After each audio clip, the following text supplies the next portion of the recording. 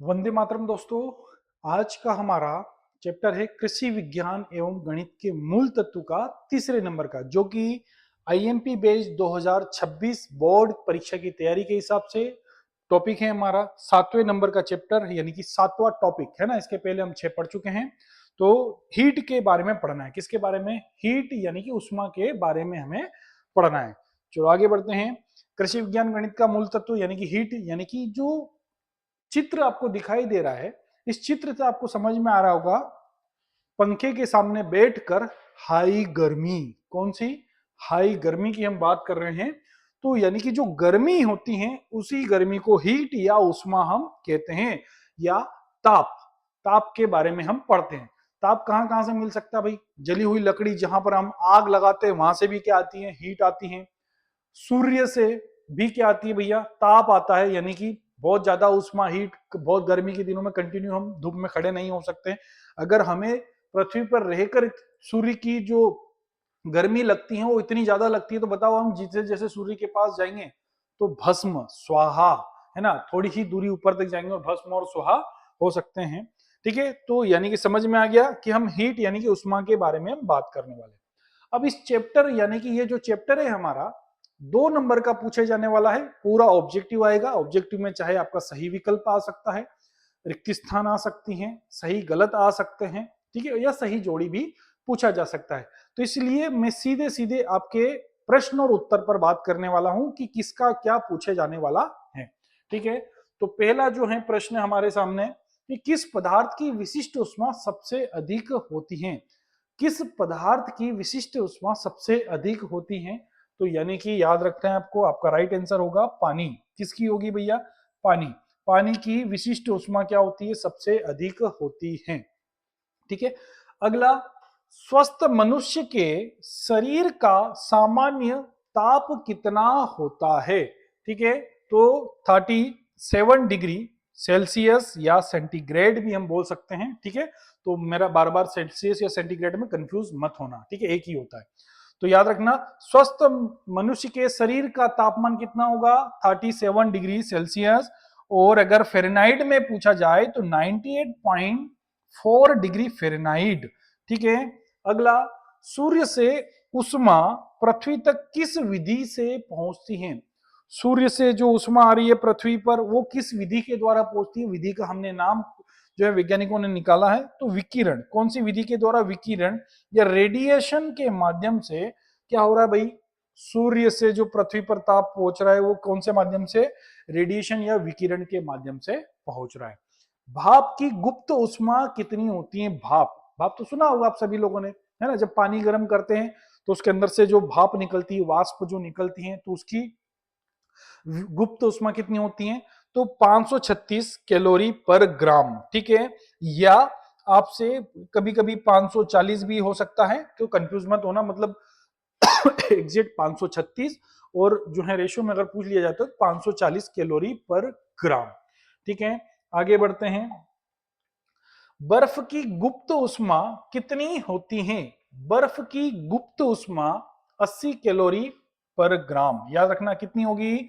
80 calorie पर ग्राम। भाई मैं जब आंसर बात करता हूं या क्वेश्चन पढ़ता हूं या आंसर भी बोलता हूं, तो मेरे साथ साथ आप भी दोहराया करें, ताकि हमें बहुत क्या होता है, बोलने के साथ साथ में दिमाग में बहुत सारी चीजें बहुत अच्छे से याद रह जाती है। तो याद यानी कि दोहराया करो। तो बर्फ की गुप्त उष्मा कितनी होती है? 80 कैलोरी पर ग्राम। अगला प्रश्न है हमारा, 0 डिग्री सेल्सियस तापक्रम का फ़ारेनहाइट मान कितना होता है? यानी कि 0 डिग्री सेल्सियस बराबर कितने फ़ारेनहाइट होते हैं? तो याद रखना, 32 डिग्री फ़ारेनहाइट। क्या होता है? 32 डिग्री फ़ारेनहाइट, या 32 डिग्री फ़ारेनहाइट बराबर 0 डिग्री सेल्सियस या सेंटीग्रेड हमारा होता है। ठीक है, इतना आपको पूछा जाता है कभी कभी। अगला, ताप मापी में किस धातु का प्रयोग किया जाता है? ये तो जनरली सब बच्चों को पता है, बहुत बहुत पहले भी आप लोग पढ़ चुके हो, याद रखता। तो पारा, मरक्यूरी का उपयोग किया जाता है पारे का। ठीक है, ताप मापी में जो डॉक्टरी थर्मामीटर होता है उसमें भी क्या भरा रहता है भैया? पारा भरा रहता है। अगला, सूर्य का ताप मापने के लिए किस यंत्र का प्रयोग किया जाता है? सूर्य का ताप मापने के लिए तो याद रखना पायरोमीटर। क्या याद रखना है? पायरोमीटर का उपयोग किया जाता है।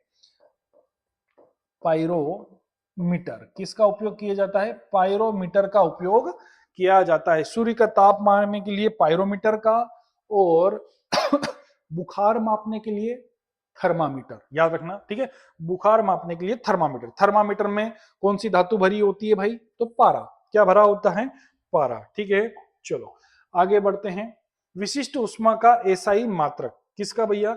विशिष्ट ऊष्मा का एसआई मात्रक क्या होता है? जूल पर किलोग्राम डिग्री सेल्सियस। याद रखना, है ना। अगला, किसी पदार्थ की विशिष्ट ऊष्मा सबसे अधिक किस अवस्था में होती है? तो आपको याद रखना, द्रव अवस्था में। हमने पढ़ा था अभी विशिष्ट ऊष्मा पानी के बारे में, है ना। तो पानी कौन सी अवस्था में होता है? तो द्रव अवस्था में होता है। तो विशिष्ट ऊष्मा सबसे अधिक द्रव अवस्था में ही पाई जाती है। अगला फिर वही क्वेश्चन, 0 डिग्री सेल्सियस तापक्रम का फ़ारेनहाइट मान क्या होता है? तो हमने पढ़ा 32 डिग्री फ़ारेनहाइट या जो है 0 डिग्री सेल्सियस हो सकता है। अब कई बार क्वेश्चन पूछा जाता है, एक और क्वेश्चन शायद अलग से पूछ लिया जाता है कि सेंटीग्रेड या फ़ारेनहाइट का फार्मूला क्या होता है? तो याद रखना, सेंटीग्रेड अपॉन 5 बराबर सेंटीग्रेड अपॉन 5 बराबर फ़ारेनहाइट माइनस 32 क्या होता है? फ़ारेनहाइट माइनस 32 अपॉन 9 क्या होता है? सेंटीग्रेड अपॉन 5 बराबर फ़ारेनहाइट माइनस 32 अपॉन 9। अब कई बार क्वेश्चन ऐसा पूछ लिया, सर ये तो फ़ारेनहाइट और सेंटीग्रेड का फार्मूला होता है, अब इसको अलग अलग कैसे पूछ लिया जाता है? तो कभी कभी पूछ लिया जाता है कि सेंटीग्रेड को फ़ारेनहाइट में बदलिए। क्या पूछा जाएगा? सेंटीग्रेड को फ़ारेनहाइट में बदलिए। तो फ़ारेनहाइट बराबर 9 अपॉन 5, फ़ारेनहाइट बराबर 9 अपॉन 5 प्लस सेंटीग्रेड प्लस 32, ठीक है। तो ये फ़ारेनहाइट को किस में बदलने का, ये नहीं सॉरी, कैल्शियम को किस में बदलने का? फ़ारेनहाइट में बदलने का सूत्र है, ठीक है। अब हमसे पूछ लिया जाएगा फ़ारेनहाइट के बाद कि भाई अब फ़ारेनहाइट को सेल्सियस में बदलिए। क्या होगा? फ़ारेनहाइट को सेल्सियस में बदलिए तो सेल्सियस बराबर, यहां पर आ जाएगा, उल्टा कर देना, 5/9। क्या लिखना है? 5/9 फ़ारेनहाइट माइनस 32। क्या लिखोगे? 5/9, 5/9 फ़ारेनहाइट माइनस 32। तो ये हो गया सेंटीग्रेड को फ़ारेनहाइट में बदलने का और फ़ारेनहाइट को सेल्सियस में बदलने के फार्मूले, ठीक है। तो एक थोड़ा सा याद कर लेना। चलो आगे बढ़ते हैं। डॉक्टरी थर्मामीटर, अभी क्वेश्चन पूछा गया था कि डॉक्टरी थर्मामीटर किस ताप मापन पैमाने पर आधारित होता है? तो भैया फ़ारेनहाइट पैमाना किस, यानी कि उसके अंदर क्या होता है? फ़ारेनहाइट के द्वारा मापा जाता है। तो जो डॉक्टरी थर्मामीटर यानी कि जो बुखार का टेम्परेचर मापता है वो काय में मापता है? फ़ारेनहाइट में मापा जाता है, ठीक है। ये नोट डाउन कर लेना, कभी जो है फार्मूले भी आप नोट डाउन कर लेना थोड़ा सा, ठीक है। अगला, किस ताप पर सेंटीग्रेड और फ़ारेनहाइट पैमाने समान होते हैं? भाई किस ताप पर क्या पूछा गया? किस ताप पर सेंटीग्रेड और फ़ारेनहाइट क्या होता है? फ़ारेनहाइट डिग्री यानी कि बराबर होता है। तो 40 डिग्री सेंटीग्रेड पर किस पर होता है? 40 डिग्री सेंटीग्रेड पर दोनों क्या होते हैं? इक्वल हो जाते हैं। कैलोरी मापी किस धातु से बनी होती है? जो कैलोरी मापने के लिए जो कैलोरी मापी जो यंत्र बना होता है वो किस धातु से बना होता है? तो तांबा से बना होता है। सुराही का पानी शीघ्र क्यों ठंडा हो जाता है? सुराही का मतलब समझते हैं? सुराही क्या होती है भाई? सुरई या सुराही बोलते हैं। मटका तो सब लोगों ने देखा होगा, मटका है ना। मटका भी एक तरह का वही रूप होता है।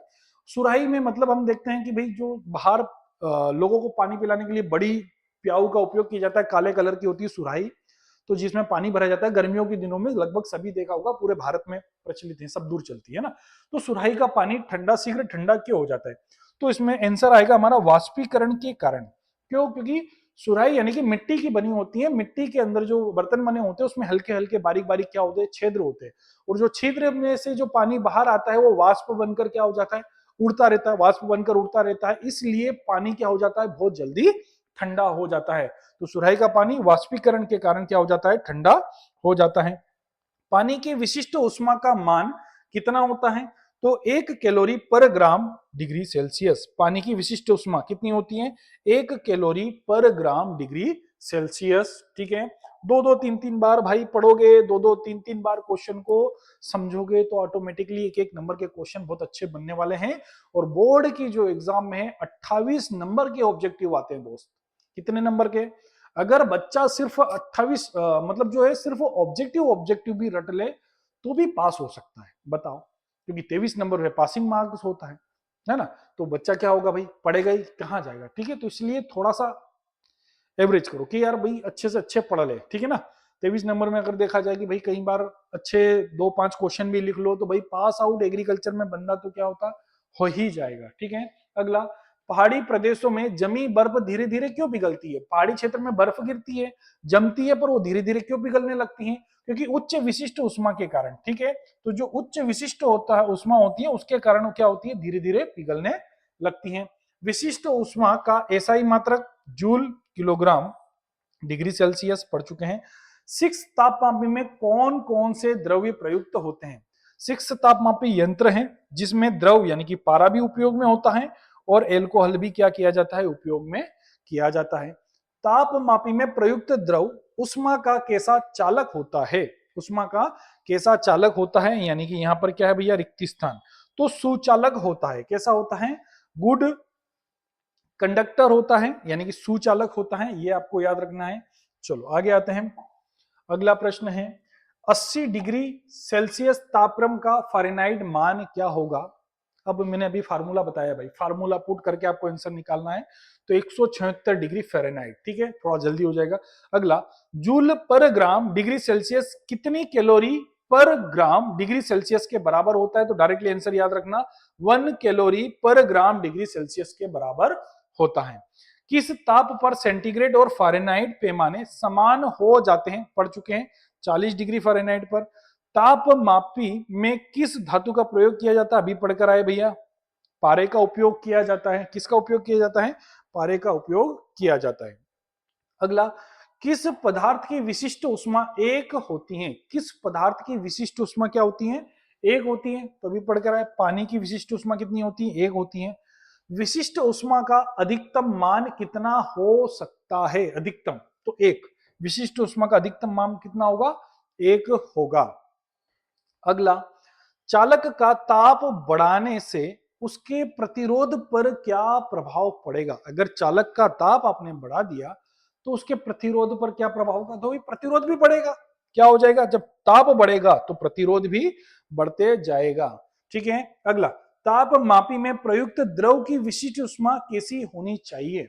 यानी कि तापमापी में प्रयुक्त यानी कि जो उपयोग किया जाता है द्रव की विशिष्ट उष्मा कैसी होनी चाहिए? तो कम होना चाहिए। विशिष्ट उष्मा कैसी होना चाहिए? कम होना चाहिए, है ना। भाई कई बार अभी सर आपने तो फ़ारेनहाइट का सूत्र निकाल के नहीं बताया भैया, मैंने बोला कि हम सीधे से बात करने वाले हैं।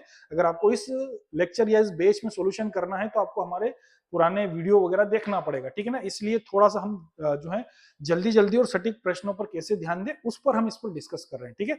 सॉल्यूशन वगैरह ये सारी चीजें अभी नहीं हो पाएगी, अगर देखना हो तो प्रीवियस वीडियो हमारे देखिए, ठीक है।